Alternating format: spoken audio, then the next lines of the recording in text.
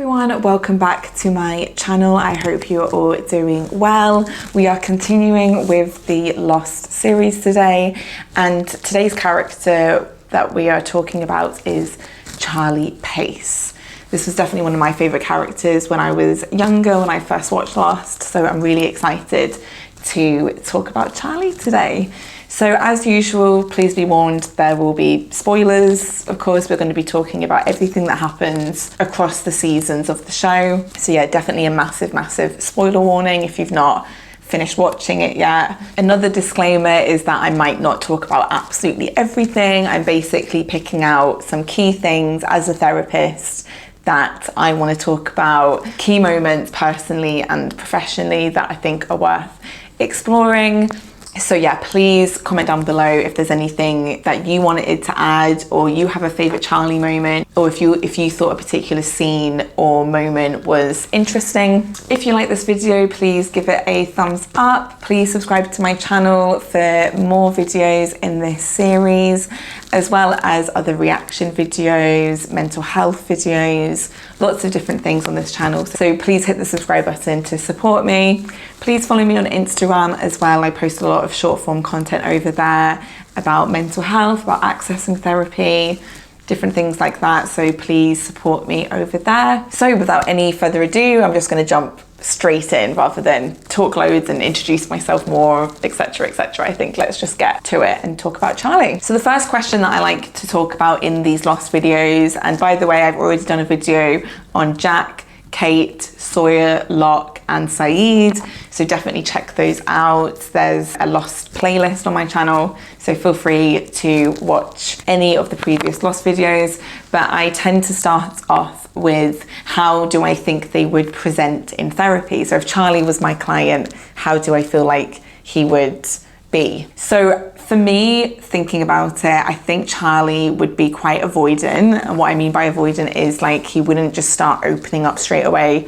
We saw that in the show, like when Claire would ask what happened, like in season 2, for example, with the hatch. She was like, what happened? There was a thing in the sky turned purple, and he just sort of made a joke and was like, did it? Even though he was all injured, and she like rolled her eyes. And then we also saw in season 1 that when a very traumatic thing happens that we obviously will get to, he shuts down. He doesn't really talk to anyone. He doesn't open up. I also think people with addiction, they get very good at keeping secrets. They get very good at lying. They get very good at storing their pain, basically. So that's kind of another reason why I would expect Charlie to be quite avoidant in therapy and not really give too much away. I also think he would be very funny. I think he would be very charming. Again, as part of being avoidant, it's a bit of like a defense mechanism, kind of similar to Sawyer, but not as extreme. Like Sawyer would definitely be like crazy charming, funny, kind of mean, just wouldn't give any kind of vulnerability. I wouldn't say Charlie is that far, but he certainly would do something similar, which is just crack jokes and be like, everything's fine. I think he would be a little bit in denial as well. Again, we see that with, obviously I'm going to be talking in very generalized terms with addiction. So in general, we can see a lot of people in denial when they have a problem. And so Charlie might be very much in denial and sort of not even sure why he's in therapy or what he's supposed to get out of it. So that's kind of what I would expect in terms of how he would present in the therapy room. So obviously another thing that happens in therapy is that clients tell their story. You know, particularly in the first couple of sessions, I will ask my clients like, what is your story? What are the key things that you want me to know? And so now we're going to get into Charlie's story. What are the kind of key moments that I would expect to hear about? So the first thing, again, naturally to start off with, that I want to talk about is childhood, and we do see glimmers of Charlie's childhood in the show. We can see that he was raised Catholic. He was in quite like a religious household by the sounds of it. We saw him get a piano for Christmas. That was a huge moment in his life because basically his mum recognized his musical talent, and obviously Charlie must have at such a young age had a passion for music or was able to demonstrate some sort of skill in music. And the mum, you know, in a way kind of put pressure on that, and obviously gave this like amazing, beautiful gift, but a very expensive gift as well. She says something like, and I know that this is in his head in this particular episode, but something like, you're going to save us, Charlie, you're going to save us, Charlie, which, if that was real, or if something like that was said, that's quite hard to put on a child soldier's. It's very sort of like, you're going to be the key, the hope to us getting out of perhaps a difficult financial situation, or like a miserable life, or whatever that statement represents for that family. That's quite a lot of pressure for a child to cope with.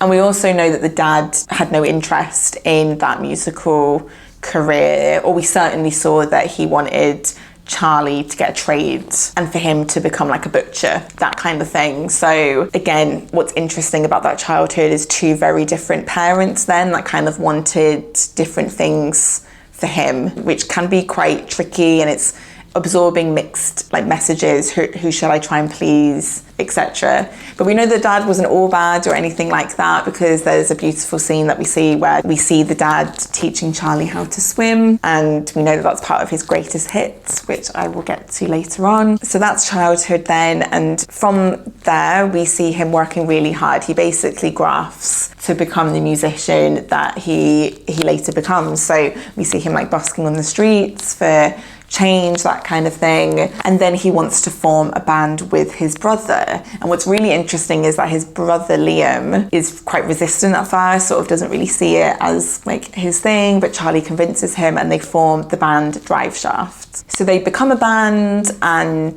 it's not going so well at first. I feel like we see them struggling, and, you know, as is very natural in the music industry, it's so hit and miss. It's a very fickle industry.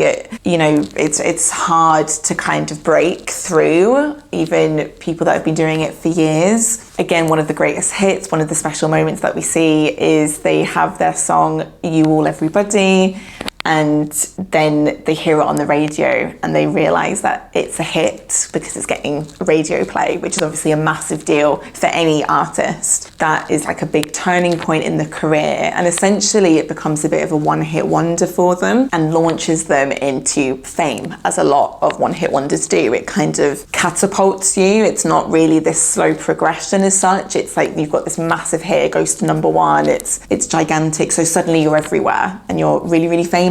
The pressure of that, obviously, I'm sure a lot happens, but with that, with fame, comes a lot of exposure, comes a lot of pressure, as I said. I can't really imagine what it's like to be famous, to sort of have everyone judging you, critiquing you, worshipping you as well, loving you.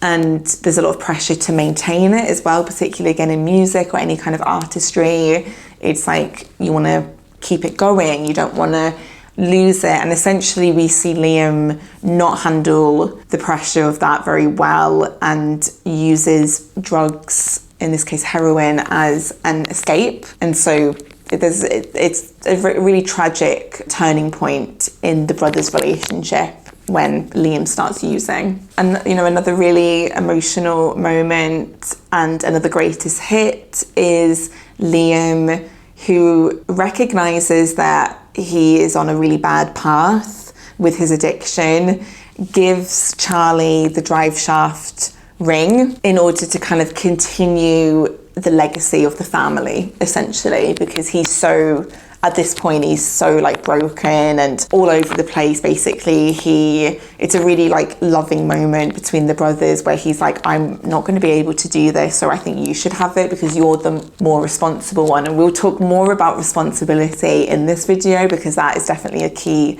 theme, but it's one of the few moments that we see Charlie be truly recognised for his level of responsibility, which is so important to him, and that's why it's one of the greatest hits like moment for him. So we see him give Charlie the ring, but of course we know that with everything that happens in the band, the pressure, the brothers' relationship, the fame, the industry, another thing that I haven't said yet is we hear all the time that famous people are just exposed to a lot of drugs and substances as well, and alcohol use, even at a really young age, like child stars being exposed to all of this. So there's lots of moving parts and factors that essentially lead to Charlie using as well. So then it's the two of them in it together. What eventually happens then is that the band aren't doing so well. They're in like an advert for something. I want to say like, they're in nappies, aren't they? I can't remember what it's an advert for. But basically, like, You All Everybody is like a jingle, essentially. And they're having to do stuff like that to make money, which we do see happen in certain celebrities' careers. I'm not judging that at all. But when you're not making enough money through the music, people tend to turn to other things. And that's certainly what seems to happen. And they're trying to maintain like relevance, essentially, with this one-hit wonder song. Liam is still using at this point, but he finds out that he's having a baby, and that is when things change, which is quite common in addiction sometimes. I'm not saying it's the answer to everything at all, not at all, and it's not even the thing that can, you know, obviously people can relapse and stuff like that, but often when we have a big piece of news like that, it can be such a wake-up call for somebody struggling with substances, because it's like, I can't keep going like this, basically. And that wake-up call can look like lots of different things for different people. In Liam's case, it's because he's going to be a dad, and maybe to do with how they were raised and their dad, I don't know, something clicks for him where he's like, I can't do this, basically. And really tragically and sad and frustratingly, he sells Charlie's piano in order to afford the rehab, which kind of speaks to the financial situation that the band are in, if he needed to do that. So yeah, that's a really heartbreaking scene, because obviously that had been Charlie since he was a little boy. I mean, it's incredibly selfish. It's incredibly selfish to be like, well, I needed the money, so I needed it, and I'm going to go. And then obviously the question is, what's going to happen with the band, because there's no Driveshaft without Liam. So that naturally makes Charlie feel really worthless, really useless. Like, what's the point? And yeah, it's just heartbreaking. It's just heartbreaking. He kind of loses everything in one swoop. He like loses the band, loses his brother, loses his piano. His sense of self is already gone. So it all just crumbles basically in that episode. It all kind of just fades away, and it's really, really tragic. So yeah. And then from there, we see Charlie just struggling with addiction. I think like a year later, he is still in the throes of it all. It's probably got worse actually at this point, because obviously he's lost a lot since then. I think the band is done, like over, so he doesn't have a job or anything like that. And he needs money, and yeah, he basically cons this. See, him and Sawyer are not worlds apart. They are just not completely different people, because he basically meets this rich girl, charms her, tricks her, steals. He does have second thoughts. So unlike Sawyer, he, you know, the thing with Sawyer that I speak about in the Sawyer video, obviously, is that he's really good at all of this kind of thing, and it's almost like a switch that he's able to just like switch off, not care. He can be very dehumanizing. Charlie definitely isn't fully like that. He is charming and definitely lies to her and tricks her and has all the bad intentions of obviously stealing from her and her dad. But then he does have second thoughts, because he really likes her. He ends up developing feelings for her, and also she believes in him, which is so important to Charlie. She really sees something in him, and I think through that he starts to maybe believe it in himself, and his self-esteem gets a bit of a boost. And then she gets him a job through the dad, but because he's not using, withdrawal is so strong that you get really ill from it, because you're supposed to do it in a more medicalized circumstances where they support you with that, and it's like a slower process. But obviously he's going cold turkey, and he ends up like vomiting during the like job interview. It's all a big disaster, and that leads him to be caught out basically, and that relationship ends. So he definitely tries, but it doesn't go to plan. And then the reason that he is in Australia is because Liam now lives there with his family. So I think Liam's now married and got his daughter, and clean as well, more importantly, and living a completely different life to Charlie, and looks completely different as well. It's like a full-on, compared to the flashbacks of him in the band, it's very transformative, and you can really tell the difference of where they're at in life in the conversation in the garden, which is really heartbreaking. And there's this really sad moment where Charlie's essentially trying to reform the band, but he's like tapping and he's really fidgety, and clearly struggling because he's not had a fix in a while. And of course, Liam knows better than anyone what that means and asks him if he's still using, is quite shocked that he's still using, which is a little bit irritating because he's like living on the other side of the world, and it's like, how did you not know your brother was still in this bad way? He's not responsible for well, you could argue he is kind of responsible for it, but yeah, obviously Charlie's a grown man, but the point is they obviously don't have a good relationship. They're obviously very distant in more ways than one. For him not to know that already, they obviously don't see each other. So it's a long time coming, that reunion. Charlie's trying to reform the band. Liam says no because he's just in a completely different stage of his life and just has no interest, basically. Kind of judges him for using, and then Charlie's like, but you did this to me. You did this to me. It was supposed to be about the music. And I think that's what's so heartbreaking about Charlie's story, is that he got into this from a very young age because he had a passion and a desire to make music, and it all just ran away from him. And that must be such a common experience for music artists. I obviously have no idea, of course. I don't know what it's, I don't have any musical talent whatsoever, but from what I do know about certain celebrities and reading like autobiographies and stuff like that, is that it can become less and less what it's supposed to be about. It's supposed to be about the passion that you had and the talent that you have and the skills in songwriting and stuff, and then it becomes obviously about sales and about numbers and about red carpets and fame and your relationship and all different kinds of things like that. And that must be really difficult. I know it's hard to feel sorry for celebrities because of like the money side of things, but I think from a human perspective that must be really overwhelming. And no wonder lots of famous people have mental health issues, and I think Lost does a good job of tapping into that through Charlie and through his brother as well. So that doesn't go well. Obviously it's a big no from Liam, and then we see him the night before of his flight back to LA. He is with a girl, I think they're hooking up, or they had hooked up, and it's the following morning. She's also a drug addict and she asks him for a fix. He says he doesn't have any, and then they literally physically fight. And I think this scene, it really stands out to me in terms of the power of addiction, because there's so many moments in it. It's the lying and being good at it. It's her panic of like, what do you mean you don't have any? And obviously the physical attacking and wrestling practically, and then the tight grip that he has on it. Like he was willing to do anything to not share it essentially, and she was trying to do anything to get it. And it's such a powerful scene to demonstrate the hold that this substance has on people. It's wild. So I had to mention that. And then obviously we see him struggling on the flight as well, and the air hostesses can kind of recognise that something's off and that he is going through withdrawal, or he's quite obviously not okay. And then funnily enough, we see him use in the bathroom, which when I was younger, I didn't think anything of that. Nowadays, I'm like, how on earth was he able to get that on the plane? I have no idea how he was able to do that, but then you could say that about Locke's knives and the fact that the marshal had like 20 guns with him for only one fugitive, and you know, it's a TV show, so whatever. But he uses in the bathroom, and then of course that's when the plane crashes, and that brings us to island stuff. So that's the kind of flashbacks side of his story and some key things that I would expect Charlie to share if he was in therapy. But let's go through his story then on the island. So the first thing that I want to comment on is Charlie really from the beginning is a core member of the group.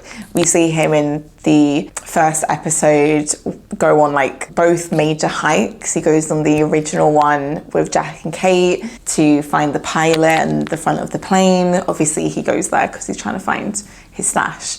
But yeah, he's obviously a core part of that episode. And then part two, he also goes on the big hike with all the other characters like Saeed and Sawyer and people, where he hears the French woman's radio transmission, and you know, it ends with the iconic line, "Where are we?" So I just wanted to comment on that first of all, because I think it's relevant for later, that Charlie was like big. He's like a big character in the show. He's a big character and personality on the island and in the group of people. So I would say the first key moment in season one is obviously when it's kind of found out that Charlie has a drug problem, And there's this really amazing moment where Locke finds Charlie's guitar, which was on the plane, and he also has Charlie's stash as well. And essentially what ends up happening is that Charlie does end up making the right choice and trading the heroin for his guitar, which is so symbolic in terms of, at his core, the music is always more important and always has been more important. And he wants to get back in touch with that part of himself. So he makes a big sacrifice, because that's not an easy decision to make when you're so addicted to something.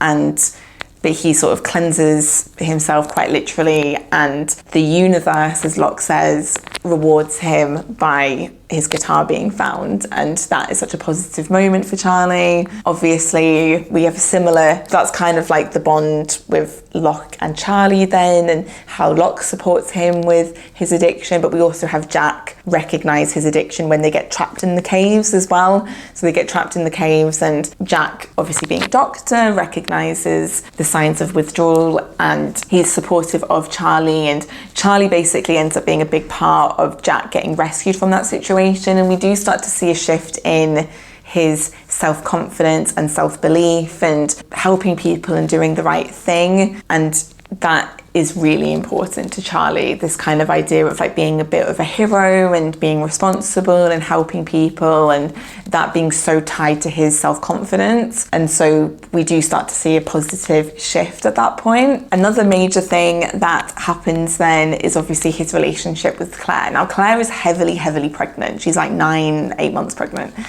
And I don't think that's a coincidence. I think they don't necessarily have like a sexual, even romantic connection particularly. I think it is more a friendship, a different type of relationship.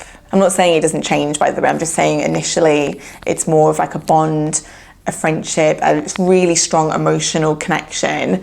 And realistically for Charlie, it's about self-worth. Obviously Claire needs support, she needs emotional support, she needs physical support. You know, she's going through a lot, and Charlie is willing and able to be that person for her to talk to get things for her, to cheer her up, to make her smile, anything basically. And that is just continuously boosting his self-esteem and his self-worth. And it's kind of like how she views him as well. Like she looks at him a certain way, she sees him a certain way, and that's really important for Charlie. So it's a beautiful connection that they have, and it really is so important to Charlie that he obviously wants to hold on to it with a bit of a tight grip. And then of course, because it's lost, traumatic things start to happen. So obviously Ethan comes along and kidnaps Claire and Charlie. Charlie ends up being hung by a tree, extremely traumatic. He ends up being revived, but not only is someone that he really cares about just gone, vanished, he also nearly dies and goes through so much physically and mentally as well. So we see him completely withdraw. This is someone that has really made loads of progress. He beat his addiction, he's friends with everybody.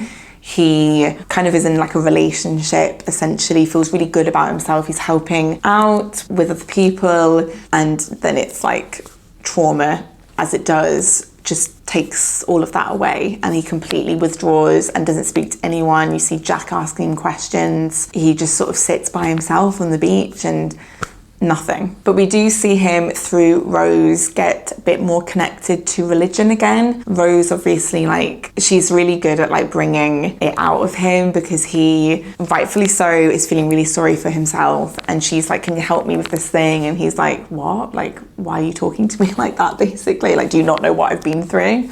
Without saying any of that. And she's quite cynical with it and quite humorous with it as well, and it's her way. She gets him moving, she gets him doing stuff, she gets him thinking of other things, and then they actually pray together as well, and that ends up being a massive release for Charlie, where he cries and gets emotional and he looks to God for help. And I think that's really interesting, because we don't really know how religious Charlie has been since all of this started to happen. I feel like his relationship with religion seems very up and down. Obviously we know childhood for sure, raised Catholic, but then we sort of don't know really what's happened after that. This is he obviously used to be very religious, and this helps him heal, basically, which in therapy is really interesting. We have to, obviously we're coming from a more neutral lens, but faith and spirituality can definitely come into the therapy room. I always really encourage my clients to share with me what their beliefs are, what they believe in, whether they believe in fate or they practice a certain religion or whatever it is, because we can bring that in to our discussions and how I'm supporting them, and it's not to be dismissed, it's not to be devalued at all. So yeah, it would be really interesting to see how religion would play in the therapy sessions with Charlie. Obviously Ethan comes back and a whole load of stuff happens with this plan, but essentially Charlie shoots him and kills him, and this is dad mode. This is Charlie super protective of Claire, who's also came back at this point, I should have said, and he, in his words, was like, was never going to let anything happen again. It's so important to him. Of course, it's a bit of a disaster in terms of finding out information, and yeah, the plan, he definitely didn't stick to the plan. But I do get it from a character perspective that he was like, why would I let this person anywhere near someone that I care about so strongly ever again? So he's fiercely protective. And of course, Saeed warns him of the effects of taking a man's life, which I've already spoken about a lot in my Saeed video, but obviously the weight of doing something like that can really change you as a person. So Saeed sort of warns him of that. Of course, another key moment then is Claire does give birth to Aaron, and essentially Charlie becomes like the surrogate dad, the stepdad to this baby, and that is a massive deal for him. It's a role that he takes incredibly seriously. It's something that, again, it's all tied to his sense of self. This is all to do with how he sees himself, and I think through Aaron and through Claire, he feels like he belongs, he feels important, he feels like he's got something to keep fighting his addiction for. A bit like Liam, and obviously when Liam found out that he had a baby on the way, that changed everything for him. I think it's similar here for Charlie, that he's got more purpose now, more meaning, and people that care about him, he cares about them. So it's highly motivating. The only negative thing I would say is that it's quite fragile to put so much on something, even your own child, or in this case, it's not his own child. There's something that's quite delicate about a dynamic like that of like, I need this, and what can happen then if it goes away. So that's kind of just a note, I guess, for like what happens next season. But overall though, it's a beautiful thing. They're like a little family, and yeah, it's great. I would also just love to know a little bit more about that father-son relationship that he had with his dad, because I think that would be more insightful in terms of how he views Aaron and his relationship with Aaron as well. But as I said before, we have glimmers of what that looked like, but we don't have the full picture. And then season 1 essentially ends. This is obviously a very quick overview with Aaron gets kidnapped by Rousseau. Of course, Charlie is like, he just kind of like flies off the handle and starts attacking Saeed. And, I love when Saeed kind of just grabs him and is like, I know where she's going. Like, Saeed's just like cool as a cucumber as usual. And they basically go off on a mission to get Aaron back. But the key thing is that on that mission, they walk past the plane, which is filled with the Virgin Mary statues. And if you watch the show, you know what those are filled with. So he brings them back.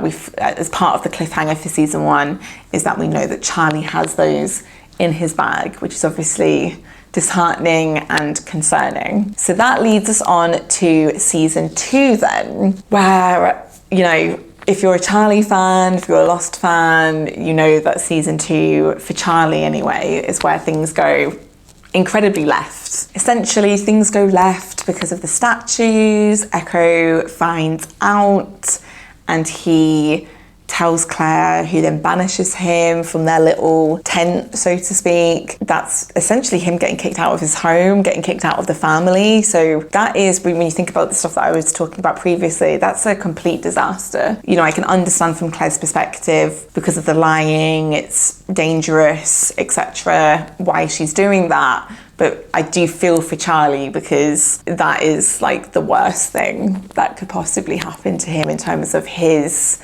fragile mental state and his confidence and his purpose and his sense of self. So yeah, it all kind of goes wrong. He becomes really isolated, and then in the episode Fire and Water, which is a controversial episode, I feel like that is, obviously let me know in the comments, but I feel like that one and Stranger in a Strange Land are always named as like the two worst ever Lost episodes. Let me know if you agree with that, what you think is the worst Lost episode. But I know that Fire and Water is not a popular episode, and I certainly remember when I watched it for the first time, I was like, what is going on? Especially as Charlie was one of my favourite characters. So yeah, I was like, what on earth is happening here? He starts to have really weird dreams or visions. I think they're dreams with like very strong religious connotations to them, and they start really influencing his choices. He basically becomes convinced that he needs to baptize Aaron, and that's like really important. So he lights a fire to distract everybody, takes the baby from the crib, goes into the ocean to do said baptism. And yeah, obviously everybody is like, what the hell? Claire's screaming. They end up getting the baby back. He looks to Echo for like backup, but obviously Echo was like, I did not mean anything like this when I was talking about like baptism and stuff. And Locke punches him as well, like punches him a couple of times actually, so he like falls into the ocean. And I don't know what people think about that. I feel like Locke and Claire do have a bit of a bond. I didn't really speak about this moment in the Locke video actually, but I think that was strangely out of character for Locke to be aggressive like that. I don't know, it just feels all weird that he sort of like, I'm not saying that Charlie doesn't deserve it, he literally steals the baby. I'm just saying that scene is all just a bit bleak where he's like punching, and then yeah, it's all just not nice to watch basically. So yeah, that happens. And another thing actually I've just remembered that Locke does is that he takes his stash as well. So Locke really gets him. He sort of punches him in front of everybody and takes his statues as well. Yeah, that relationship is gone, completely broken, like basically, which is really sad when you think of in season 1 how Locke helped him, supported him. But I kind of do speak about this in my Locke video though, about his imperfect choices of like, he really gains people in season 1 and then starts to lose people and lose those connections throughout the show. So I'm very curious to know what other people think. I clearly have very mixed thoughts and feelings about it, but basically Charlie and Locke are like donezo essentially at this point. And because of that humiliation, because Locke does humiliate him in front of everybody, again, I don't want to sound like I'm defending Charlie too much, but it is just a fact that is just very humiliating, that something had to happen when you're carrying a baby in the sea. Like, so Charlie gets revenge then. He teams up with Sawyer, which is quite funny because at the time when I watched this, I was like, this is so shocking, these two characters coming together. They don't have a lot of scenes together. They don't have a friendship really at all, or a dynamic. So it was like this big reveal that through Sawyer's con to get the guns and to get everything else, he enlists Charlie to do probably the worst bit, which is to fake a kidnap of Sun. And Charlie agrees because what Sawyer's plan is to humiliate Jack and Locke. More so Jack, I imagine, but basically to regain control. But Charlie's only interested in the humiliating Locke part. So he helps him. He's so ostracized at this point that him and Sawyer actually do have more in common. I think I even thought when I watched this episode, I think they always had something in common, as I've mentioned before, but particularly at this point because Sawyer actually was getting along with everybody, but they are certainly outliers at this point. Charlie used to be popular and now he's a complete outlier. So yeah, he makes that decision, which is very dark and very, again, at the time out of character, but as an adult and piecing all of this together as someone who lies, who has an addiction problem, we see in the flashbacks, it does take part in a con of that girl. It's not as far removed as I think I initially thought watching the show, but I think that's more because in season 1 on the island, Charlie goes on such a positive journey. And what's frustrating about this is that it's going completely backwards. It's not only going backwards and undoing a lot, but going quite horrible and going to quite a dark place. Then kind of throughout season 2, then Charlie just isn't as connected to people as he was previously. You know, it's quite sad. He's not as close to certain people. We don't really see him with Jack a lot. We don't see him with Kate a lot. We do see that he still has a friendship with Hurley, which is really positive. Obviously things are rough with Claire. That's gone. And he still has a relationship with Saeed. I mentioned in my Saeed video that Saeed's one that is kind of friends with everybody and has a good relationship with everybody, and Charlie's definitely an example of that. And he also has a continuous connection with Mr. Echo, and something that's really positive for Charlie out of this dark place is that he starts to help Mr. Echo build a church, which is really positive for lots of reasons. Obviously, you're not as isolated because you're doing something with someone. It's really productive because I imagine on the island, unless there's something crazy happening, you're just sort of like, you don't have a full-time job anymore. You don't really have purpose. And of course, Aaron and Claire was Charlie's purpose on the island. And so he needed something else to do. And it is really helpful to kind of do something with your hands, to build, to be creative, that kind of thing. So yeah, it's a really great idea. And we sort of see him through helping Mr. Echo slowly start to become more himself again, which is a relief. And then by the end of the season, we kind of see him go on a bit of like a redemption era moment where he throws the statues out into the sea. He gets the vaccine and gives it to Claire, which obviously it demonstrates like care. It's, you know, it's something really thoughtful and considerate. And at that point, there'd been enough time. I do think Claire, rightfully so, just needed a lot of space from Charlie because Charlie was quite smothering and just very in her space all the time. And so I think it was a really healthy decision actually to have that space. And then him approaching gently, you know, giving the vaccine, I think warmed her up to him again, and she really appreciated that. He also acts as a bit of a mediator between Mr. Echo and Locke, and even just makes like jokes and stuff again. It's just more his personality and his usual self come back. And the season ends with Charlie and Claire not only fully making up, but there's like a little kiss as well. So we're more moving in that more romantic, physical connection, which is quite nice. But I quite like that their relationship is like a slow burn. I feel like we don't get a lot of slow burn representation on TV. And I feel like that's the epitome of like friends first and care first and even love first before like the sexual side of a relationship. So it's quite a rarity to see that, and maybe even controversial, and some people maybe don't see it a certain way, but I think it's quite nice. So that's how season 2 ends, on a much more positive note than we saw throughout. Season 3 then, oh god. Okay, so the final season, spoiler alert, of Charlie, and season 3, he's really back to his usual self, which is great. I think, I could be wrong about this, by the way, but I think Dominic Monaghan, who played Charlie, wanted to leave because he really didn't like what they did to his character in season 2, and I kind of don't blame him in lots of ways because it did go so dark, and you know, Charlie was such a lovable character and it all just went, I don't know, I guess that's what happens to certain characters though in TV shows. But anyway, my understanding is Dominic Monaghan was like, I'm gonna leave, which for the fans of the show was like, oh my god, no.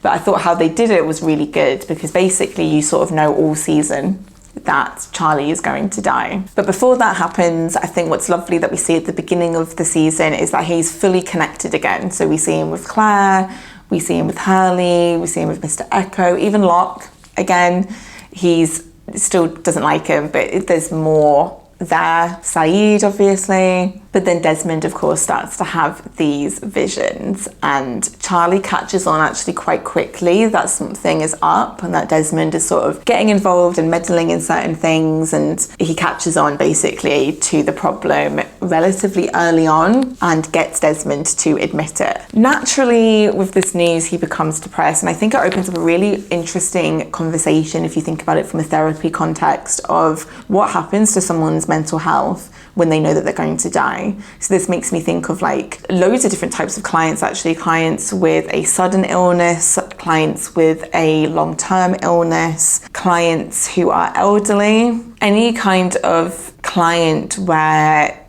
death is in the therapy room, essentially, and that it's kind of part of what needs to be processed and what that can do to somebody. And essentially a lot of grief can happen. What you wanted, what can be, what you have to give up, what you're leaving behind, you know, reviewing your entire life, the sense of the clock kind of running out of time as well, lots of different things. And so it completely makes sense to me that Charlie once again kind of shuts down and becomes really low, because it's like, oh, great, I'm going to die. Like, that's really incredibly tough news to hear and to process, especially as things for him were just getting back on track. So it is really sad. It's really, really sad. It definitely gets me thinking about what it is like to receive that kind of news. One of my favorite episodes in season 3, though, is when Hurley cheers him up with getting the van started together. And for me, that really demonstrates, obviously in this video I've spoken a lot about the power of addiction and the power of finding out that you're going to die and more negative stuff basically, but this is like the power of joy,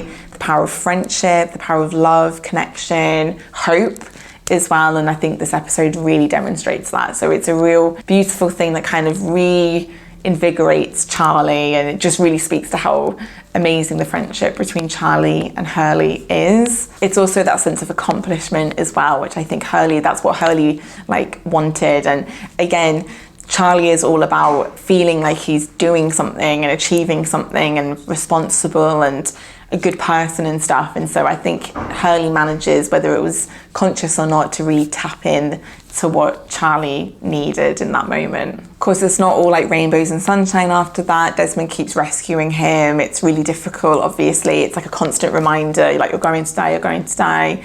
We see him take it out on Claire at one point because he's just really feeling hopeless and frustrated. So that prompts Desmond to actually tell her what's going on, and she's actually really supportive, and they seem to become even more close, basically, like a lot closer. So yeah, it's just basically up and down for Charlie at this point. But I think for me, it really demonstrates the importance of not going through something like this on your own. I think Charlie was trying to deal with it all on his own, and I think it was really great actually that Desmond told Claire so that she could be in it with him. And I think we're not always strong enough to just deal with something on our own. I think it's important to tell people and to have support, and even just sharing it obviously, and having someone else carry it as well can be really important. And then you can kind of tell that the end is coming, because he goes on a bit more of like a redemption thing with his character, where he tells Son the truth of what happened, which is like confession basically. And even if you take out the religious context of confession, there's something about like a lot of people, when they know that they're going to pass away, they want to obviously not leave anything unsaid, or they want to go with peace basically. And I think that's a big reason why Charlie ends up telling her, is because he's obviously feeling really guilty about it and wants to clear that from him. We also see him like composing music for the first time in ages, which is both amazing but really sad at the same time, because he's essentially making the most of the last few days. And even if he's not 100% sure that he's going to die, I think there's just something where he's got a new lease of life, where like the days probably feel a lot more special, because we do take it for granted. We take every day for granted because we think there'll be another one and another one in years. And obviously, hopefully that is the case. But I think when you realize you don't have that, how you perceive the days is so different. And so we see Charlie basically just making the most of his time a lot more. And that brings us on to the kind of greatest hits episode and the finale then, which are two of my all-time, if not maybe my favorite episode of Lost. My favorite episode of Lost used to be Greatest Hits. I thought that was like the best episode. And then the season 3 finale kind of took over, because that's so incredible in lots of different ways. But it's a toss-up basically. They're definitely still two of my all-time favorites. So basically what happens is that there's another vision that Desmond has, and this time the end result is that everyone gets rescued. And of course Charlie at this point, it's not really like giving up, it's more that he's just like, well, this kind of has to be it then. He sort of accepts the suicide mission, he's fed up with going round in circles, and he's willing to sacrifice himself, which is massive and ultimately very, very heroic. And yeah, we see him say his goodbyes. So we see him say goodbye to Claire. We see him give the ring, passing on the legacy to Aaron, saying goodbye to Hurley as well, who they are so, so close. So it's all just really, it's like watching it as a viewer, knowing that they don't know,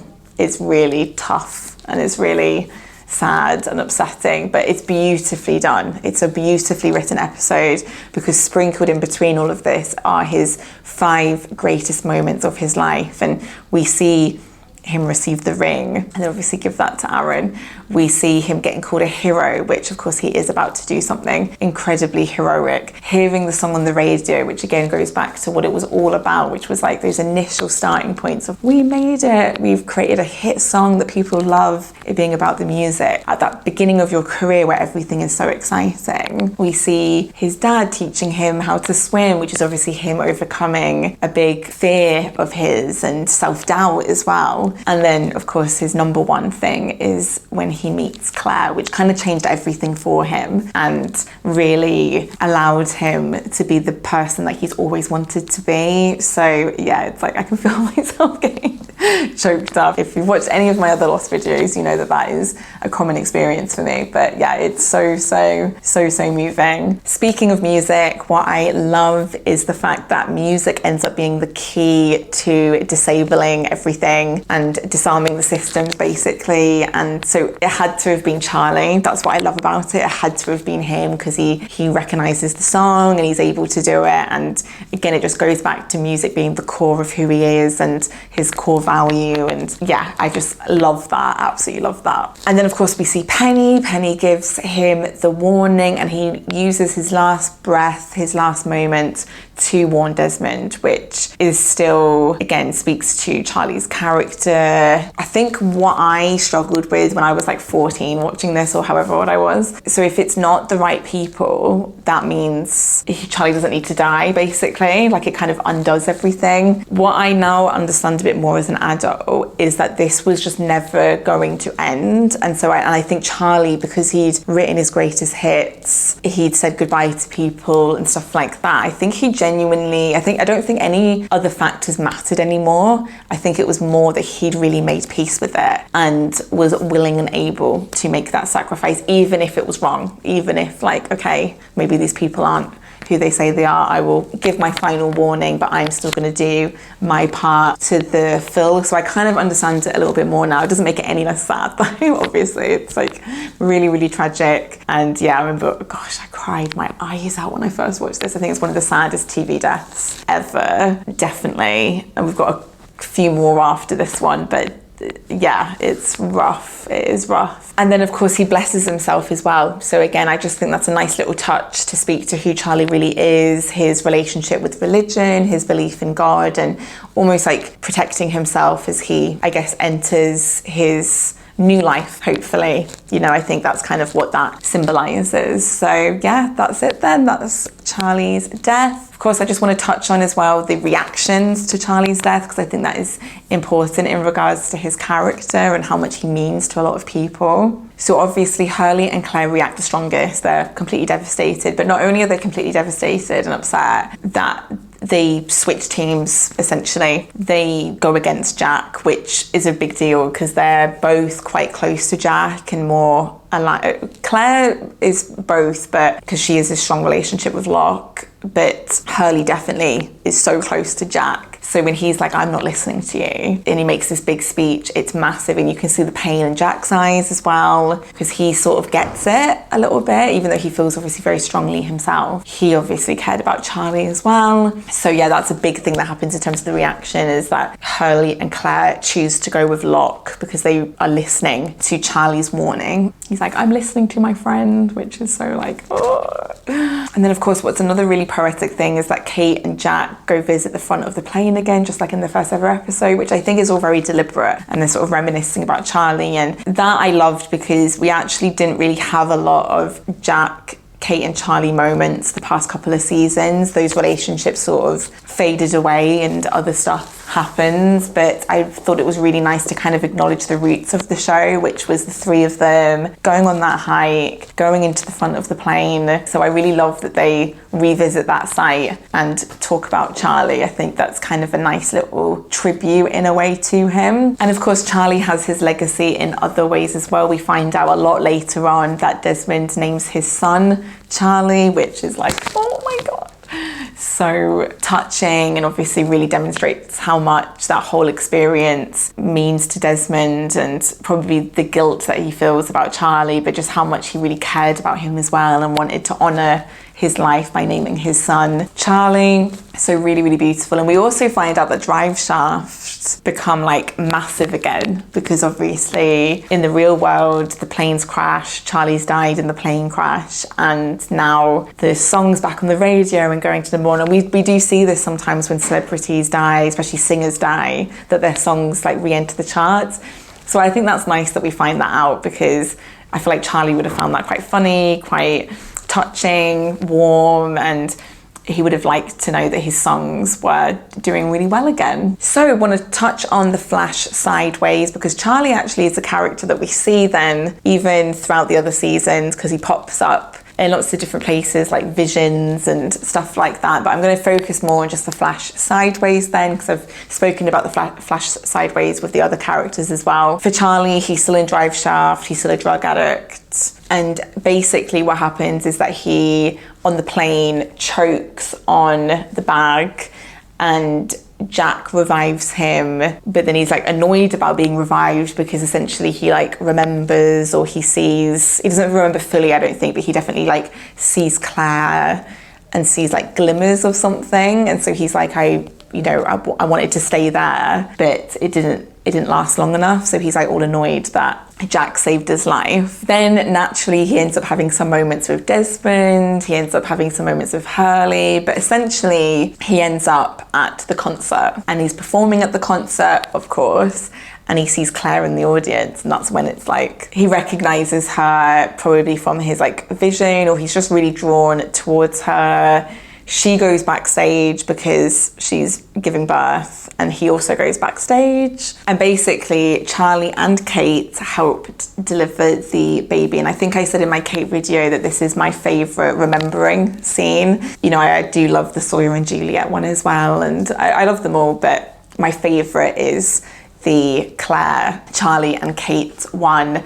For lots of small little moments, I just find it really, really moving and emotional. And of course, I know Charlie goes to get the blankets and he's just trying to help, which is just classic Charlie, and he comes back.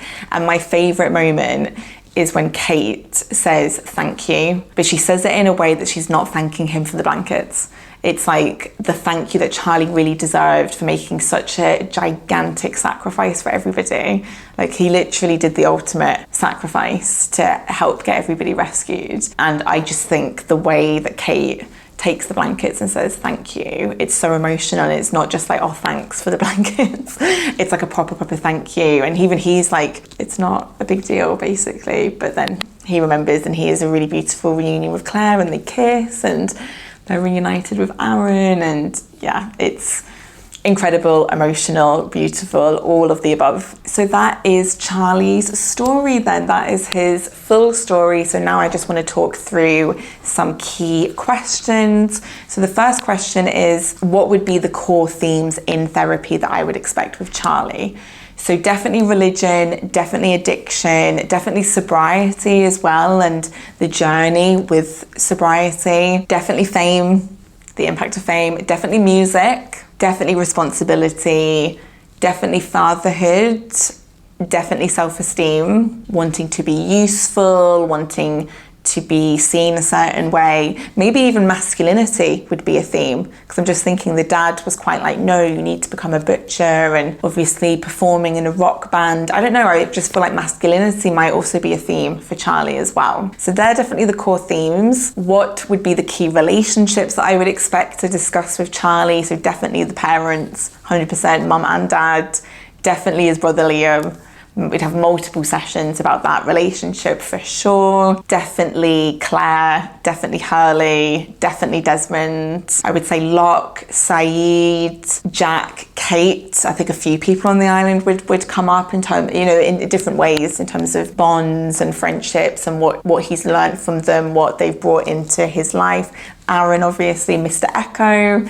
So many different people, I think. Next question is, how would I help Charlie? So what would I do as a therapist if Charlie was my client? Definitely bring to life his greatest hits. So he comes up with them on his own, but what a lovely thing to kind of work on through therapy to get him there, to kind of get him focusing on what's important to him, what means a lot to him, the highlights of his life, and give them more attention than the more negative stuff and the stuff that he's been through. It's not to avoid the negatives. I just think people forget that you can use therapy to bring the good to life and to the forefront. Definitely help him improve his self-esteem and sense of self. Exploring with him the joy of music rather than like the industry of it all, because music was always at the core, but obviously it got lost in the fame and everything else. Exploring shame, whether that's religious shame, shame of addiction, shame in recovery. Obviously I would provide a very non-judgmental space for Charlie, and I think that would be really important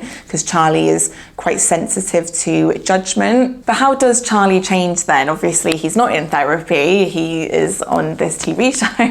And so how does Charlie change on his own? So I mean, the biggest thing is that he kicks his addiction. That is gigantic. That cannot be minimized. He, you know, was a massive addict for a long time and he's able to beat it. He gets more in touch with his religion again, so he finds more faith, which is a massive journey that he goes on, and that's a big change for him. His self-esteem is boosted because of his love for Claire, responsibility of Aaron, and through his friendships as well, particularly with like Hurley and Saeed. And essentially he becomes incredibly selfless. I think addiction can make people selfish, but through this journey on Lost, on the island, he becomes completely selfless, makes the ultimate sacrifice, and finds inner peace. And yeah, he is a legend. He's a legendary character. So thank you so much for watching. If you got to this end point, I really appreciate it. If you could show your support by giving me a like, for subscribing to the channel for future Lost videos. I actually don't know what character I'm going to do next, so please let me know in the comments who you would like to see. Please follow me on Instagram. As I said, I really appreciate the support over there. Thank you so much for watching this video, and I will see you in the next one. Bye.